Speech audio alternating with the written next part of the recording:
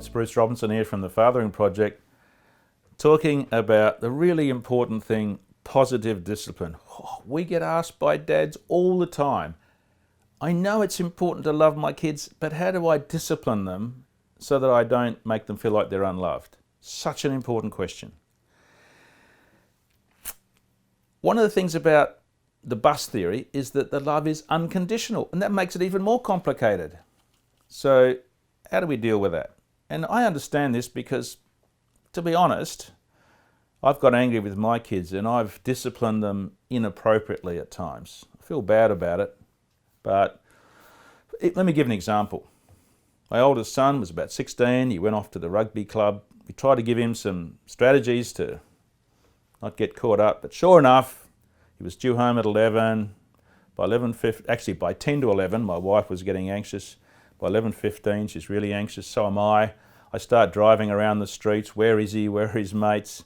And after about an hour, of course, I'm thinking he's dead somewhere, and I'm really angry. So when he got home, I was angry, and I let my anger come out. But, so how do you deal with that?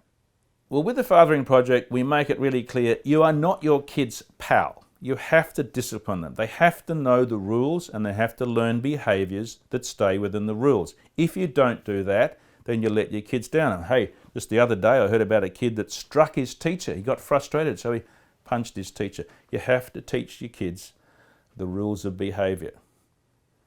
So how do you do that in a situation like I just mentioned? Well, we have two really important rules in the Fathering Project. Your child comes home, you're really angry.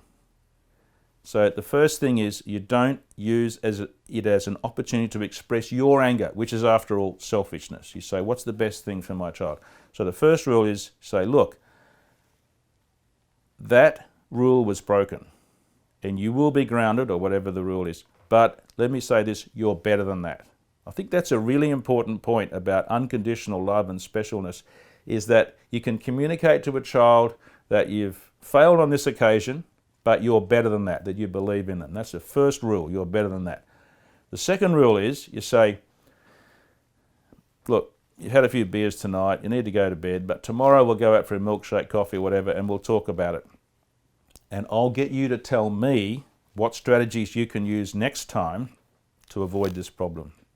You empower the kids to make their own decision about how to solve the problem, rather than you preaching at them and becoming like a policeman to them. And that way the kids will learn that, okay, they messed up, but they're not a bad person. They're not a bad person. They're messed up and they're better than that. You believe in them. And it might be something serious like drugs. Excuse me. You believe in them. They're better than that. And secondly, that you give them the opportunity to discover and develop strategies themselves, and you talk it through with them. And then they are empowered to change the future.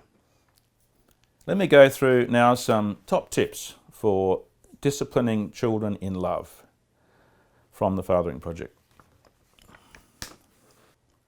Stay warm and calm, yet firm when talking about behaviour.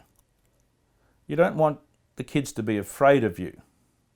Secondly, be consistent. Kids often say in the Fathering Project, one of the annoying things was that my parents created a boundary fence. They gave us freedom within that, but a boundary fence, and they wouldn't budge. They wouldn't budge. And we kept banging up against that fence, and they wouldn't budge. But we are so grateful now that they kept that fence right there. Be consistent. Thirdly, be fair with discipline. Kids can spot inequalities straight away. They can do it right from when they're young.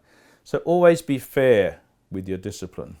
Be fair with the consequences, be fair with the distribution of discipline between the kids. The next suggestion is to give what I call the 2-minute warning.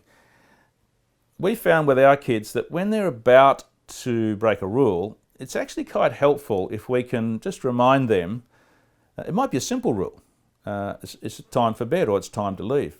To give them a warning, a bit of a countdown. And in some sports, of course, they have the 2-minute warning, so you know the end is coming up. And we found that some of our kids did much better when they had that countdown, so that by the time it got to that point, they were ready. Finally, when it comes to discipline, don't just be the disciplinarian. Catch your kids doing good things and affirm them. This is a big issue for dads who often thought their job is to provide income for the kids' schools, etc., and to discipline the kids. This is an old-fashioned notion of fathering. Find times when the kids do well and keep affirming them so that when your discipline comes in, that's not the only voice they hear from you. So remember, there is a way to discipline the kids in love, to help them feel like they're better than that and that failure doesn't make them a bad person. And there's ways to empower them as a dad so that they learn how to deal with it better. They learn how to deal with peer pressure better. They learn to deal with all sorts of things better because you help them think through it and help them solve the problem. They have to learn good behaviour. If you don't teach them good behaviour, then you're letting them down. But how to communicate your discipline while still loving them is a very powerful thing. And this is part of our Fathering Fundamentals program in the Fathering Project.